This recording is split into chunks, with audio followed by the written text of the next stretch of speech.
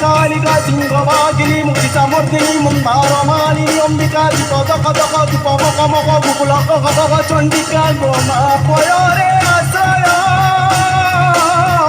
दिय गो माता जय जय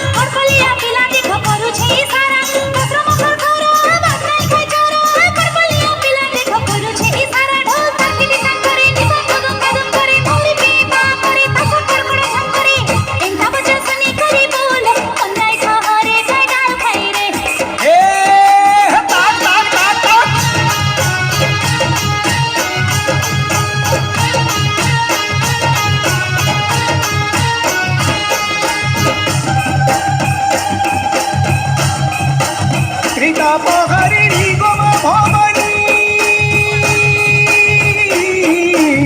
पदयारु मूर्ख ज्ञानी अगो जल सम्पत्ति पाने से जन जे कुमार व्रत करई गणी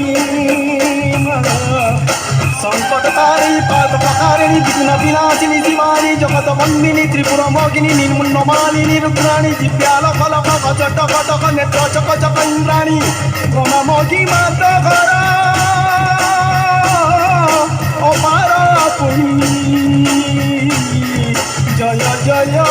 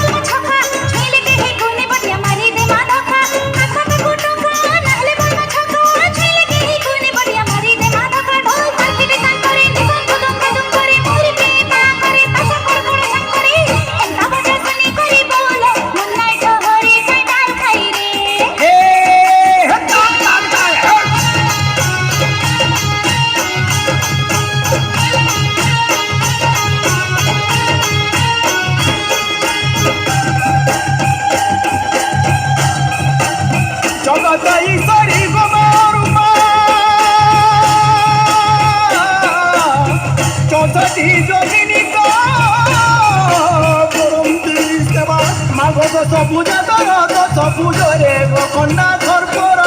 पाऊची शोभा दुरित खंडिनी आतंकनाशिनी शक्तिदायिनी गिरिजा दारिद्र पंजनी गौरव भंजनी शिवंकरणी शैलजा कंकण किणी किणी नुपुर ऋणी किणी मुकुट झलमल विरजा गोमा दश क्षमा कर करुचु